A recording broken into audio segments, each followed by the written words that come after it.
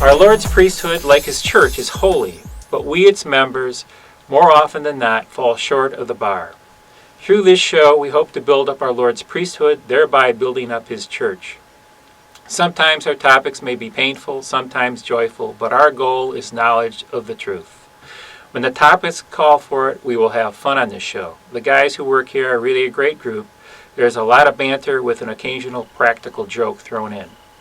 Speaking of being a jokester and falling way short of the bar, leads me to our first time guest and only guest to the show, Joe Maher, president of Opus Bono. Joe is one of the founders of Opus Bono, a mission to care for thousands of Catholic priests experiencing challenges in their ministerial priesthood and personal life since 2002. I really wasn't serious about the practical jokes. Thank you, Dave. I'm excited about this because, we've been talking about it for a long time now, and I think it's a good time to start talking about the priesthood and the challenges they face as lay people. As you know, Opus Bono, as you said, was founded in 2002, and one of our co-founders, of course, Father Edward Perone.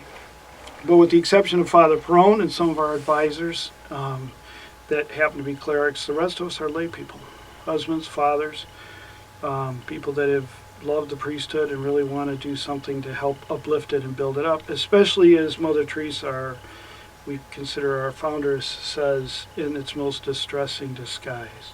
And we have certainly seen that over the years. Okay, terrific. First of all, just for those who really aren't very familiar with Opus Bono, in maybe 30 seconds, can you give us a elevator speech on what is Opus Bono? What is the mission of Opus Bono? Well, the mission of Opus Bono is to care for priests who are experiencing difficulties in their priesthood, ministerial priesthood, or personal lives.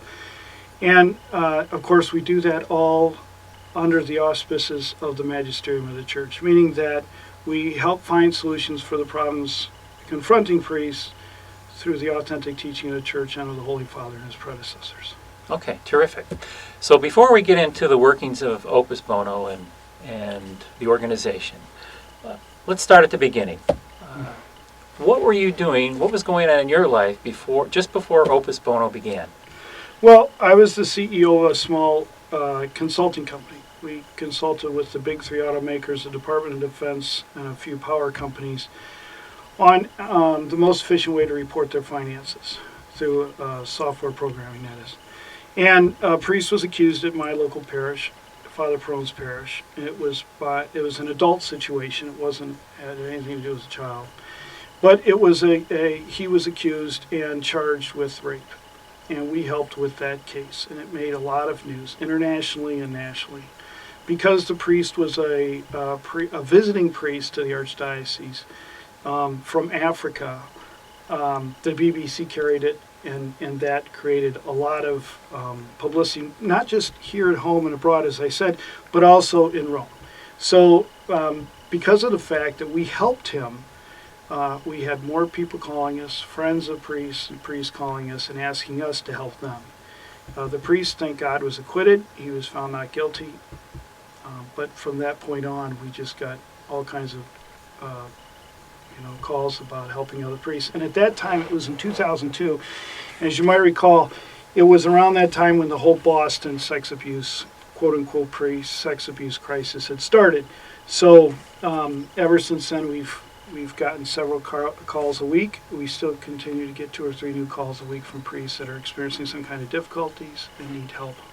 Now, did you have did Father Perone get you involved, or did you call Father Perone about the situation because you knew this priest, or? I don't remember exactly.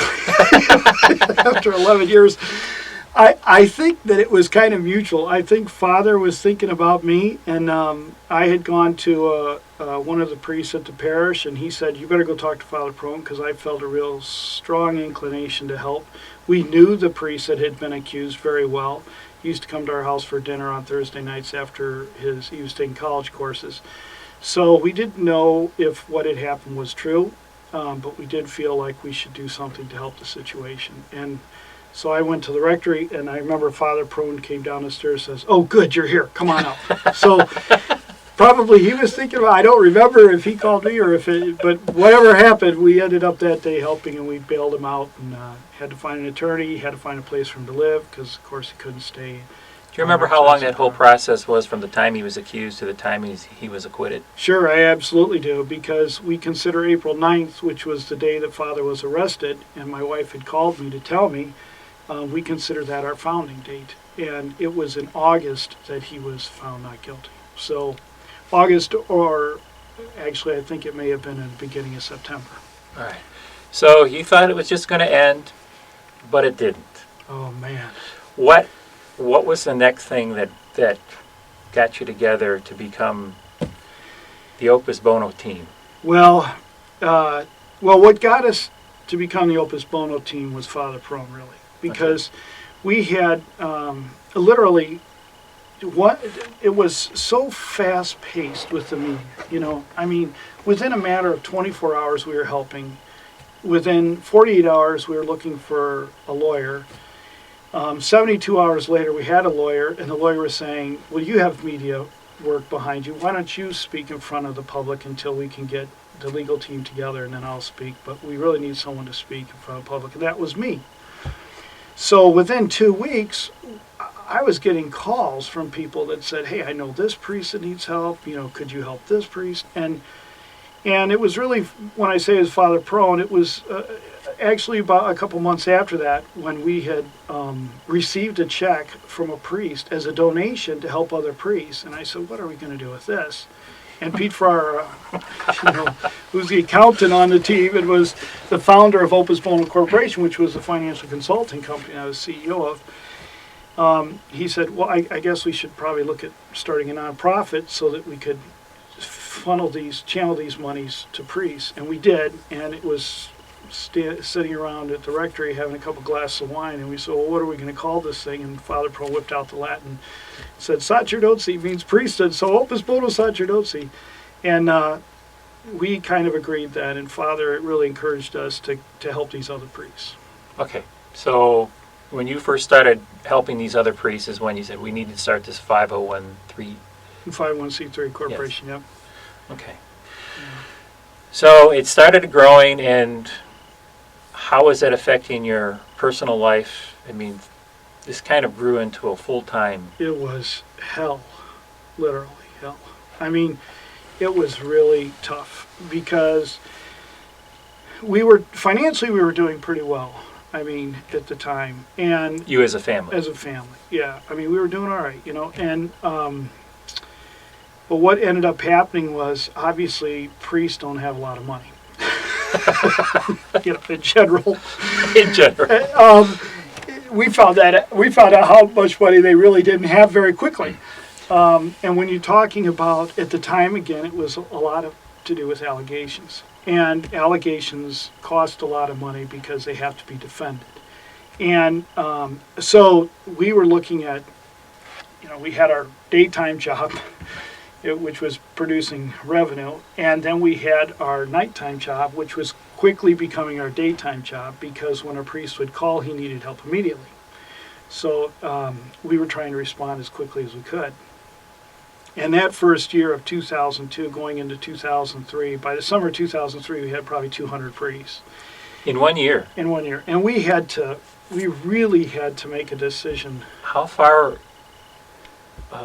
nationwide, people were calling? Nationwide, all over the country. Oh yeah, and I mean, and we're traveling. We're thinking we got to go see this priest, and we kind of mixed it in. We went to Washington D.C. for a meeting with Opus Bono Corporation. We'd see priests, and Pete and I kind of looked at each other. And there was another fine gentleman, Paul Husak, who's still a very good friend, who was part of Opus Bono Corporation. Pete and Paul really founded it.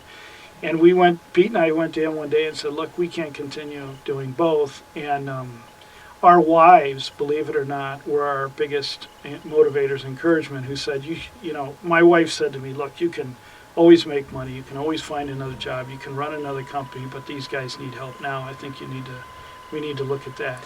God bless him. Oh, it was not easy for me because, of course, I went to my wife thinking that she's just going to put the kibosh on this right away. Yeah. And, I don't have to worry about it. But she did directly opposite. And then it was several months after that we had to approach our wives again and tell them that, look, we're quickly running out of money. And my wife in particular, and I know Pete's wife was exactly the same way, said, well, then we'll have to rely on the generosity of others and God's good graces. And after that, we just never have looked back. It's been a very tough road and a struggle, but once we made the decision, we're going to help the priests. Do you remember what year that was? That you quit your job? Absolutely. That was in 2003, the spring of 2003, when we finally said we can't continue. Wow. 200 priests in 1 year. Yeah, in 1 year. And I'll tell you what, it was... by fall of 2003, that had jumped another couple hundred, and we had met Cardinal Dulles, and he said, you guys need to go to Rome, and wrote down a list of all the prefects that we had to meet. One of them turned out to be Pope Benedict XVI, later would become Pope Benedict XVI, who was one of our biggest supporters of our work. And when we went in the fall of 2003, we had no idea anybody knew about us, and everybody knew about us. At the bishop's in the Vatican, yeah. Or at the Vatican. So the prefects, yeah. We've heard about what your guys are doing. It's great work, and we'd only been around for a year. So. Wow. And we honestly did not know what the heck we were doing. Now, how did you get a hold of Cardinal Dulles? We didn't. Actually, there's a funny. It's a terrible story. It's a funny story, but it's a terrible story. He actually, I got a call one day. And we were working out of our homes at first, the first couple of years, because we just did work out of an office. And the first year, it was 2000 and I think August of 2003, we had finally established a little bit of an office. And again, at first it was out of our homes, and Cardinal Dulles, they called him, this is Mr. Maher, this is Avery Dulles. Well, he never said he was a cardinal. I had no idea who Avery Dulles was. I didn't know the church father. And I said, yes. And he said, I'd like to talk to you. Any chance you coming to New York City? And I thought, oh, great. Here's another guy who wants to talk to you. Okay. Well, I said, you still didn't know who he was? I had no idea who he was. And being involved with the Department of Defense, Dulles is a common name, right? Yeah. Everybody knows the Dulles from back in the Eisenhower eras, Yeah, his father was. Dulles. Dulles Airport is named after his father. And but it just didn't ring a bell because you're so absorbed in working with the priests, And so anyways, we had a short conversation, and I said, well, let me see if something's coming up and I can make a trip. Well, I forgot about it. I said, well, so about 2 months later, I get this call. Mr. Maher, it's Avery Dulles. And I said, hello, Avery, how are you? He says, good. And I wanted to know if you ever, planned on coming this way. I thought, well, let me see, what I can do about. And it was about that time that I started thinking seriously, well, maybe we need another benefactor. Maybe this guy could be a benefactor. And then I got a third call, and this time Father Tim, who was working with us at the time, came running in, shaking. It's Avery Dulles on the phone. And I said, it's Avery Dulles. Yeah, I know, that guy's been calling me. Do you know who that guy is?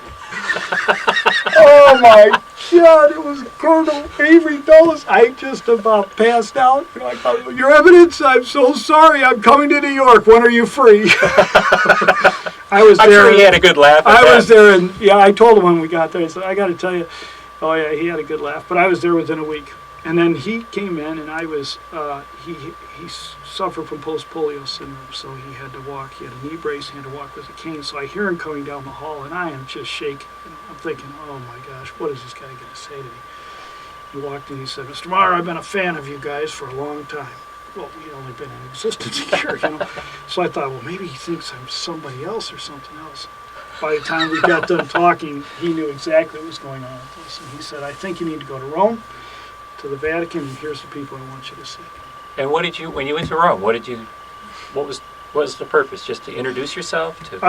We just went on blind faith because Cardinal Dulles said to go, so we went. And of course we found out in Rome that he was one of the highly respected theologians. Him and Ratzinger were the two really well thought of theologians, both of them cardinals. There's Okay. other theologians, obviously. But it was basically to introduce ourselves, and we found out for the cardinals to meet us. And if you think about it really from the terms of the global perspective of the Vatican, this horrible thing comes, to the fray in the United States, and we didn't know, but we know now that it would go internationally, this whole, unfortunately, this situation was brought up about accusations of sex abuse by priests. And unfortunately, even though it's a small percentage, it's a terrible percentage against minors. And the Vatican was looking at us and saying, who are these guys in the United States, these lay guys, and we should probably find out about what they're doing since the number of priests are calling. Okay. So you have your supporters. What about detractors through your growth here at Opus Bono? I'm sure that people are, you always have supporters, you always have detractors. Oh yeah, we've had our share. Could you talk about some of the And I understand some of the problems you've had? Oh, absolutely. I mean, the minute you bring up a child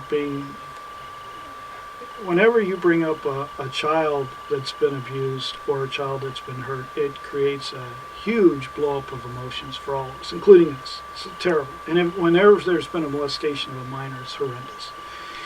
The fact that it may have occurred by a priest makes it even that more terrible and difficult. And so we expect that we're going to have detractors. And oftentimes people ask, what about the victims? What are you doing for the victims?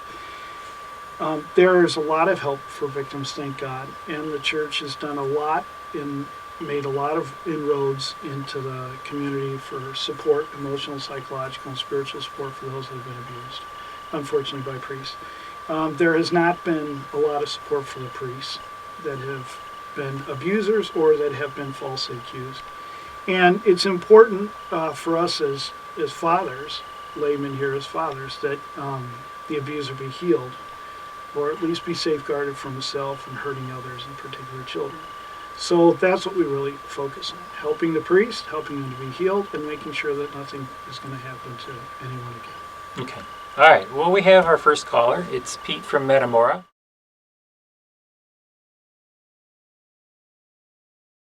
Oh, that's a very good question. Why isn't the church taking care of its priests? Well, it's a real good question, Pete. Thanks for asking. Well, first off, we are the church, right? I mean, all of us make up the members in the body of the church. And so at Opus Bono, we believe, our philosophy is that since we are the church, we are helping take care of the priests, and we're helping the bishops to take care of their priests better. And maybe not initially at first, we didn't have the broad range of experience that we have today. That we, Opus Bono, can respond pretty quickly, and I've used the term before, but kind of best practices on how to handle certain situations. After, thousands and thousands of cases in 11 years, we've become, in a way, an asset to the church in helping provide for the priests and preventing other things that possibly could happen in the future. So I think that the bishops and the church turn to Opus Bono now and ask for our help in certain situations that we have a lot more experience, broad range of experience. It's not to say that the bishops can't handle the priests themselves, but it sure is nice to be able to call up somebody like we would in the corporate world or anything, or in our own personal lives, to be able to call somebody and say, look, I'm experiencing this, I wonder what the best way to handle this would be, and that would be Opus Bono. So there's great utility in us, in the service we provide, and I think the bishops see that, and I think that's why they turn to us for help. Okay. Well, thanks, Pete, for that question. That was a good question. Let's go back to Avery Dulles, Cardinal Dulles. Are there any other supporters that have really been able to help counsel you and help Opus Bono grow into what it is today? Yeah, there have been. There have been thousands of them. And those are the priests that we serve, the priests that we care for. Obviously, Father Richard John Newhouse of late happy memory was also a good friend. He and Cardinal Dulles were our founding theological advisors. And they were good friends, too. Oh, they were good friends. And they were wonderful. In fact, it's kind of funny. My little caveat, Cardinal Dulles said, he said, what can we do for you? And I came back to him, I said, I'd like you to be our theological advisor. And he said, I'll do it if Father Newhouse does it. And I went to Father Newhouse, and I said, we'd like you to be our theological advisor. He said, I'll do it if Cardinal Dulles does it. Both of them would do it either way. But it was really neat to have the two of them together. And they, of course, they're brilliant men. And they were brilliant men, and we still pray to them, obviously, and they're still very much a part of our mission, even though they are now at in their eternal reward.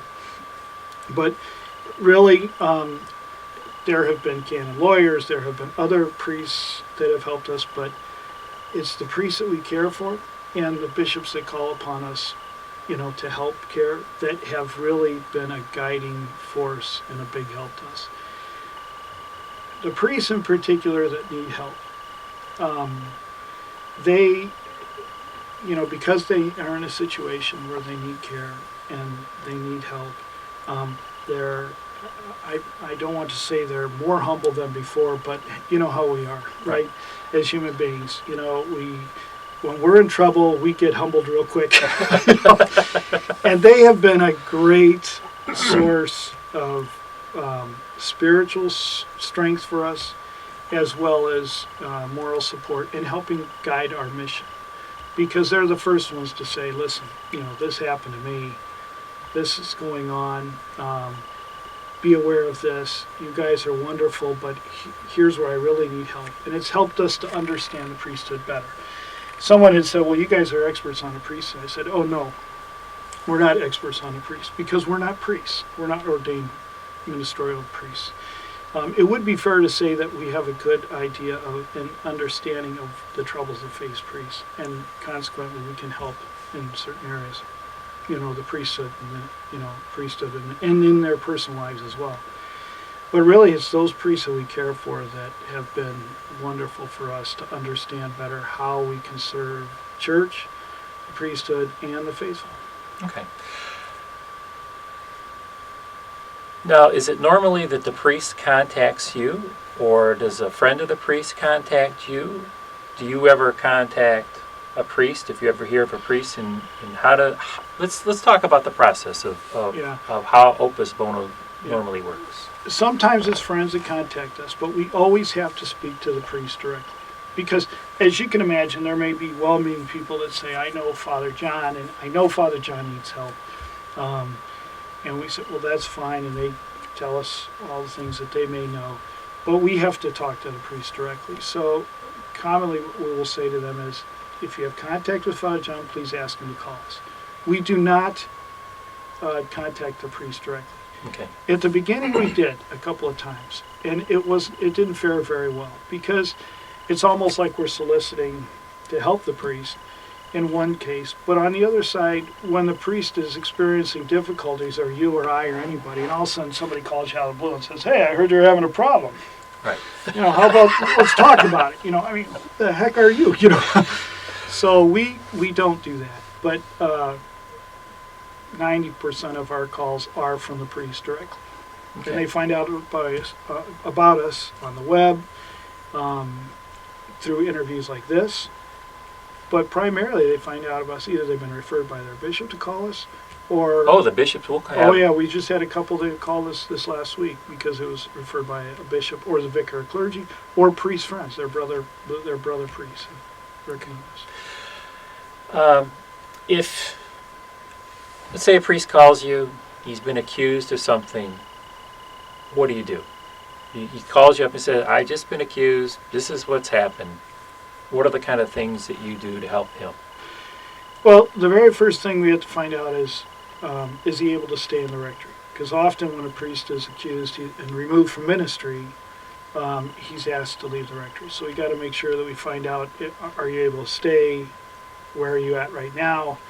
How are you provided for? The second thing that we really need to kind of glean from our conversation is emotionally, how stable is the priest? Because this is a devastating thing that's just happened to him. And every priest, unfortunately, knows when there's an accusation leveled against him, his whole world is turned upside down. And in many cases, his priesthood, as they often say to us is over. In many cases, that's how they feel right away. Okay. Unfortunately, accusations are devastating to the Catholic priesthood. Absolutely devastating to the Catholic priesthood. 90% of the time here, public ministry is put on hold until they can investigate and figure out what the truth is and what's going on. So we want to make sure, as the priest in an emotional state, that he's stable and all right. Because there have been, unfortunately, no one that has contacted us, but there's been suicides by priests. There's been over 30 that we're aware of, from accusations. So that's a real big concern for us. The next thing is, we want to know about his relationship with the bishop, with the diocese. Where are you right now in the process of this whole accusation? Because obviously it's going to turn into a legal situation in most cases. If it's not civil, it will be canonically. So we want to make sure that the priest, his rights are protected civilly, and then that everything canonically is being done correctly, as best as can be, when the accusation first occurs. And the bishops are also very good about that too. Okay. What about when they call you and they said, I've been accused? Do they ever say that, yes, I'm guilty of it, or no, this is a false accusation?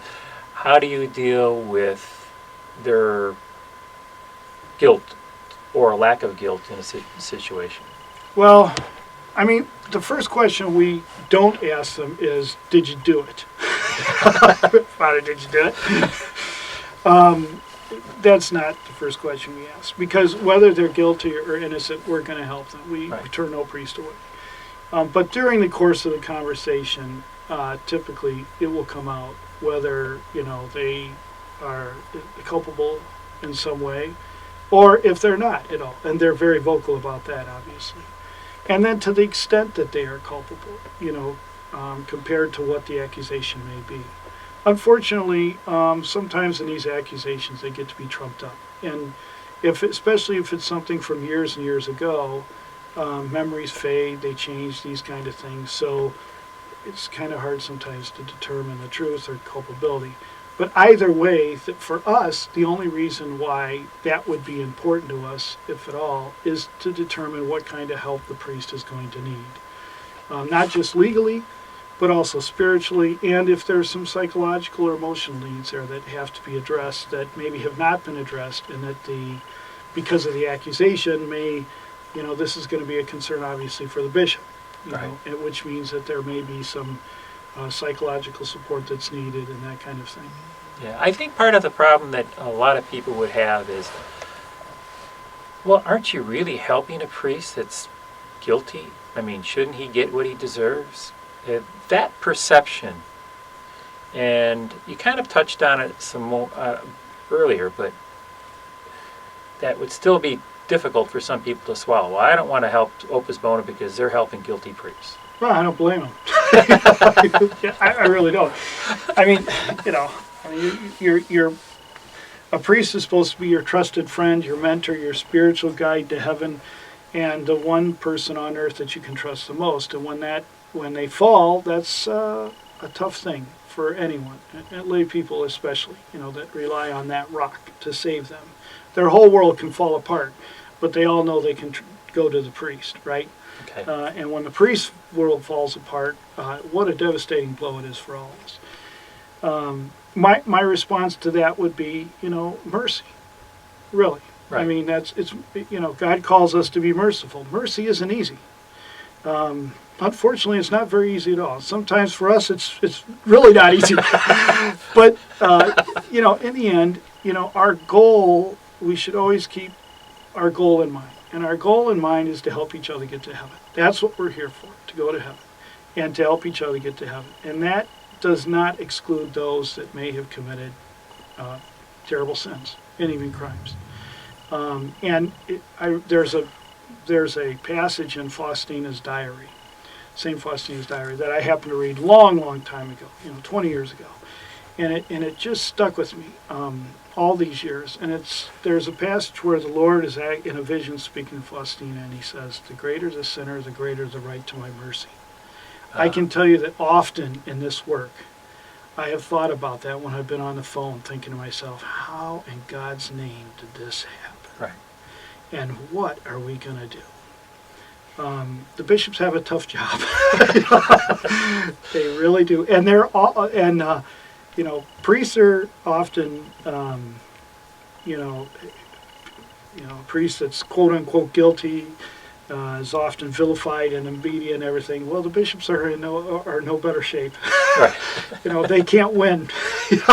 They can't win if a priest has been falsely accused and if a priest is guilty. And so we understand both sides. And we understand the times when priests don't feel like they've been treated justly by their bishops and their diocese and by the lay faithful and by other people. Because when something comes out or it's on the internet, whether you're guilty or innocent, you're a marked man from that point on. Couple questions, Joe. Let's talk about some little more specific situations. Obviously, we're not going to mention the priest, location, but talk about two different situations, how you've helped a priest. Well, one in particular was a priest that was having difficulties with the diocese and his bishop. It was not an accusation. And I'm just going to speak about one that was recent. He called me up and he said that, I don't get along with the bishop. I'm always blowing up at him. I said, well, that's a first indication that there's a problem. There's an issue. Thank God the bishop was a very patient man. And there was issues there because this priest in particular had anger issues, basically. But he's a very good man. He has a great heart. And so after a series of weeks of talking to him back and forth, he learned to cope a little better with some things. And we got him some help, some psychological support too. And it wasn't anything terribly wrong with him other than he just needed to cope with things a little bit better. And he was always frightened in talking to his bishop that, something bad was going to happen. His bishop was going to remove him, that he'd be chastised in some way. And really, to the bishop's defense, he was trying to be as patient as he could and figure out what he could do to help mend some things. And it's been wonderful. I mean, the relationship is completely different now. So I think that's a good example of a situation that people do not expect and how you can help a priest. Here's a priest that's really in good standing, but he's having some issues. Mm-hmm. He calls you up and you help direct him into an area. Gives him somebody to talk to. I'm assuming the priests feel comfortable. Most priests, if they call, they don't trust anybody else. They trust talking to Opus Bono. Yeah, that's amazing, actually. And we're very, very careful here because every priest that calls us, we consider that 100% confidential. So, they do call, and it's good for priests. And by the way, bishops will call too. It wasn't long ago that a bishop called me and said, I have a priest. We are friends in the seminary. Here's what's going on. What are my brother bishops doing? And I know that he had talked to them, but he wanted to know what do you think about handling it in a certain way, And of course, we can only respond based on our experience. We don't respond based on our own opinion that, look, Bishop, this guy, or we think you're treating him badly. No, it's based on, here's our experience and here's how things have been handled in the past, and here's maybe some of the ways that you can handle this situation. There's great utility in Opus Bono for bishops and priests, but mostly priests, to call and be able to kind of vent. Here's the situation that's going on. I've got this person in my parish. He's on my parish council. He's overbearing. He's causing all kinds of problems. People are coming to me. How do I handle this situation? He's been in the parish for 30 plus years. He's been, they've done all kinds of things. The family's been involved. His children have grown up. They're all going to school. But this guy is absolutely unbearable.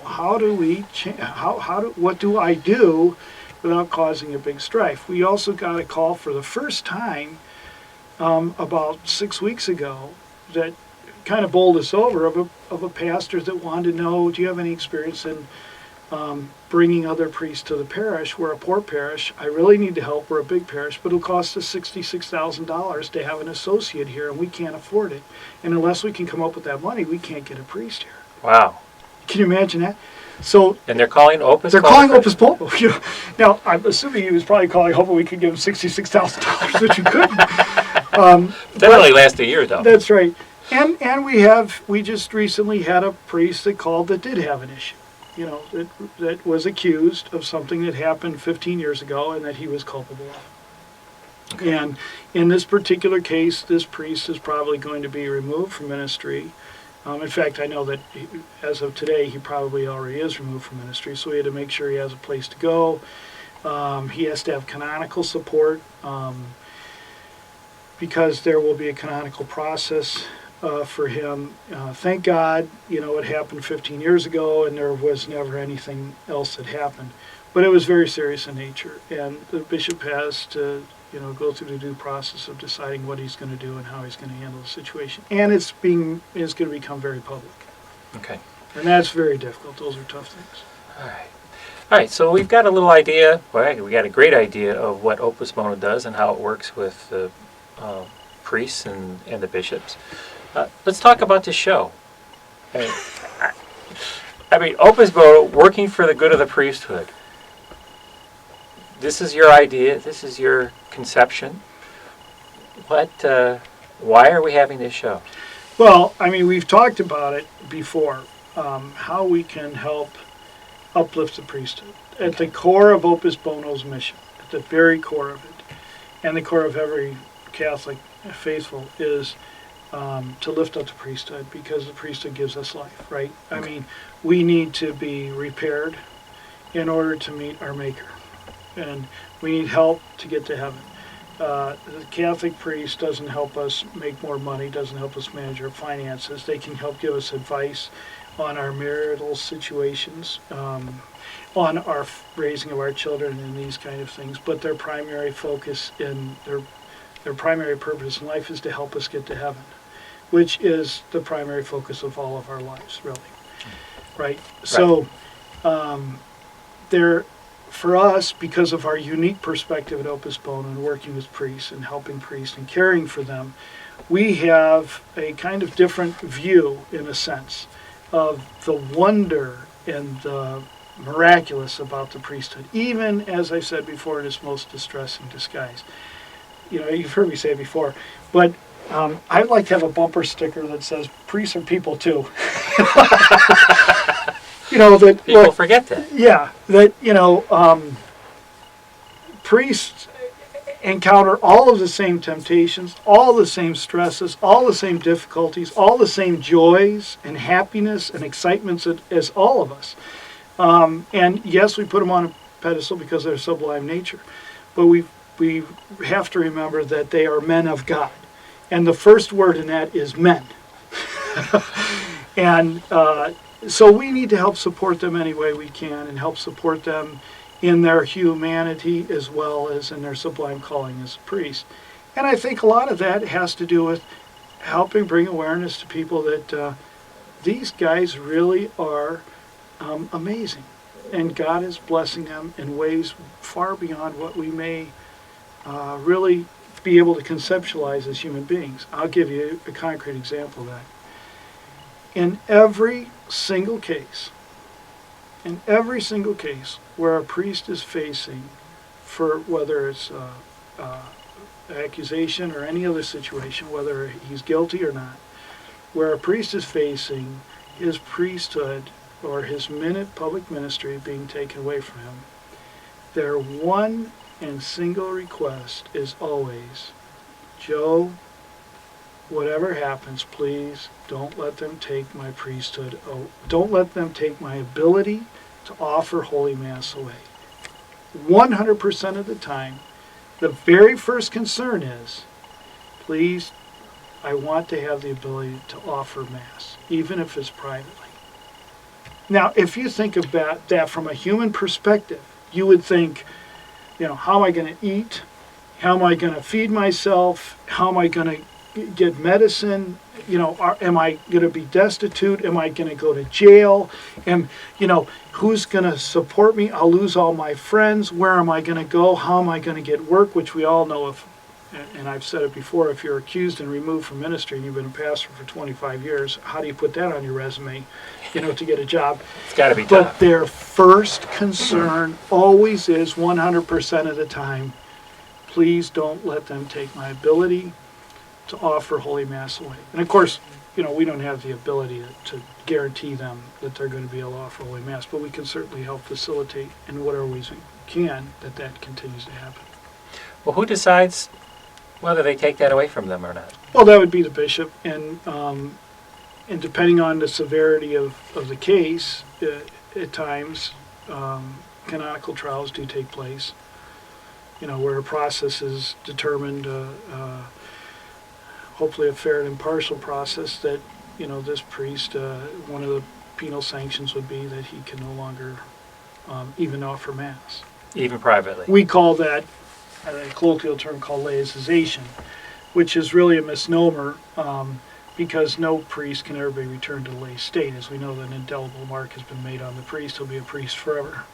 So. Okay, we have a caller. It's Mike from Detroit.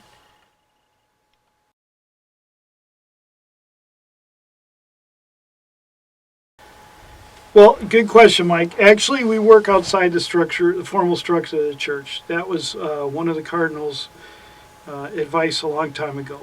Work outside the formal structure of the church and gain as much publicity as possible so that priests will know to call you, priests and bishops. Although that is true, as I mentioned before, in our mission statement, we find solutions to the problems confronting priests in accordance with the authentic teaching of the church and the Holy Father and his predecessors. The way that we ensure that we are maintaining our authenticity to the magisterium is through our advisors like Cardinal Dulles, Father Newhouse, and our other advisors. Another big part of that, obviously, is Father Edward Perrone. He's not known in many circles as someone who's not a conservative. He's pretty conservative, pretty orthodox, and so he keeps us on the straight and narrow, so to speak. Plus, we have the support of many bishops and cardinals, and even the cardinals in Rome, and obviously with Pope Benedict knowing our activities very well over the years. And you can check on our Facebook page and that kind of thing to see their comments. They if we got a problem, they'll let us know. Right. Well, if you were under the auspices of the church, then if they're concerned or have issues, they're going to squash you. So you have to be independent. Well, I mean, that's one way you could put it, but more realistically, there may become a time in the future when we're more formalized in the church. But at the present time, that just hasn't taken place because there hasn't been a need to. I mean, we're here as an objective party to help serve the church, and it works both ways. I mean, if there's no obligation for the bishop or priest to come to us for help, and if they ever feel that we're not serving them, they can just leave, and there's no problems whatsoever. There's no ties. So I mean, it's that's how it functions, and it functions very well right now. Okay, Mike, thank you very much for that question. Again, if you have any questions, you can call us at 323-784-3614. Again, it's 323-784-3614. All right, we have about 12 minutes left on our show. We're going to have probably one more break coming up. What organizationally, what is your organization here? How does it structure? Who do you have working here full-time, or how do you what kind of people do you have? At any given time, we have about six people full-time. Sometimes there's more that come in and help out part-time. But generally, we keep a small staff because everything is confidential. Okay. Also, our budget only allows that. And we have a limited budget, and we have a whole lot of priests to take care of. Okay. So even in the way that we draw down pay to be able to do this for the people, it's done mostly on a month-to-month basis. What we have in the budget, who needs what, we divvy it up, and then the rest goes to the priests, And more often than not, it goes to the priest first, and then we figure out how we're going to pay for ourselves afterwards. So creditors are good friends. The IRS is a good friend now. Everybody knows you. Everybody knows us. But yeah, that's how it is. And we have some wonderful you and others that come and help and work out. And the people that we select, that come to us first, and that we select to work with us, are people that we know we can trust, and they understand the importance of the mission and the importance of confidentiality. And we're reminded all the time in our chapel, where we've been given permission to reserve the Blessed Sacrament by our Lord himself, that when we're in the quiet of the moment, that this mission is way beyond ourselves and bigger than us. And I might also add that, there are a lot of missions that have been founded by people. And ours, even though I'm, called a co-founder, really our mission has evolved. We never really chose this. And so we all know that it's much bigger than us, and it belongs to God and to his church. Okay, we have another caller. It's Mary from Detroit. Mary, welcome to the show.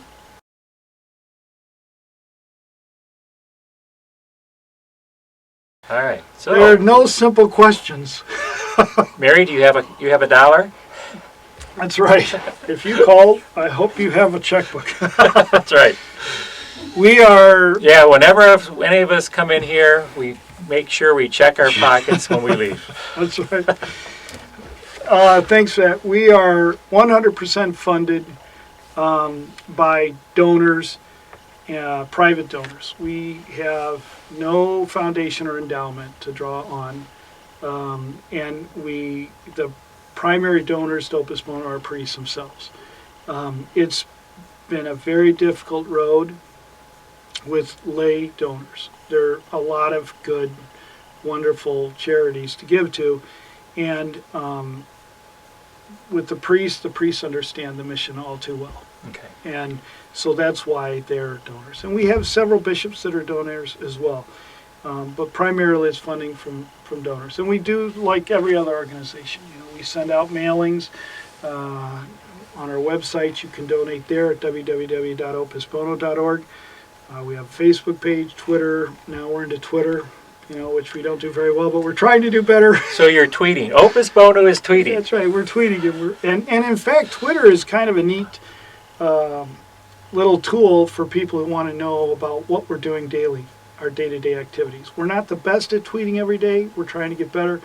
But it's really on Twitter where we have 140 words, and we try to use it as a journal of our activities with priests. So if you want to know kind of better what the actual circumstances are that we're dealing with a priest, we try to put that on Twitter. Okay. Who are the people that counsel the priests? I know you do. Who really is the front face? Yeah, it would be Pete Farrar and I. Okay. Really, we're the two that handle it, and then the rest is the support team that helps with that. And Don Smith, who's our client services manager, keeps track of all the priests. We have over 1,000 active priest files, and it's his job to make sure that communication's facilitated and that all the files are taken care of. And he'll alert us if we need to make a call or somebody needs something specific. But it's really Pete and I. And I wouldn't say we're necessarily counselors, but we're facilitators. When a priest calls, our whole goal is, how do we get help quickly? What's the right help to get? And what is the proper process to go through to get that help? All keeping in mind, of course, that the priest is under the authority of his bishop. Okay. All right. Let's talk about the bishops. We talked about the priests. We've talked about a few of the things, or a few of the situations, but the priest, the bishops, American Bishops Council. How have you interacted with them as a whole, and maybe in smaller groups and individually outside of specific cases? Well, to promote your... Yeah, individually, obviously there's many bishops that support us, and there's been many confidential conversations, which I've alluded to earlier. We've gone to the bishops' conference meetings, where all the bishops are located, which has been very convenient for us in the sense that, you know these bishops, or you've talked to them, or they're supporters, and you don't get to see them face to face, and you don't have to travel all around the country. You can see them all at once. And it's convenient for them too, because all you have to do is say, "Hello, Your Excellency," without having a long meeting, so to speak. And there have been some bishops that have been very gracious to us in the sense that often in the evenings, dinner or lunch, and they'll invite several other bishops that may not be aware of our work.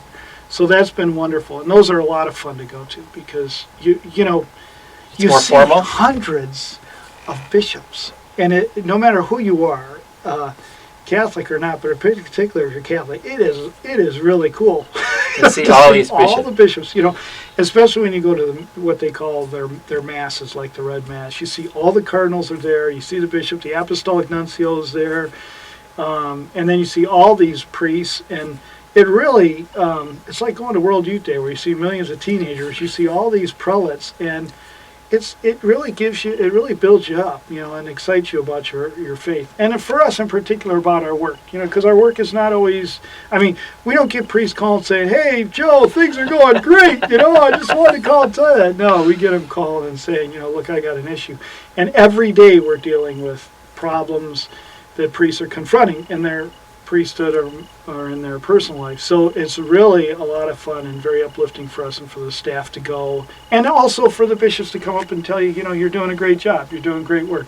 And then sometimes you get bishops that come up and say, "You're not doing such a great job," and then we have to go talk about it somewhere else.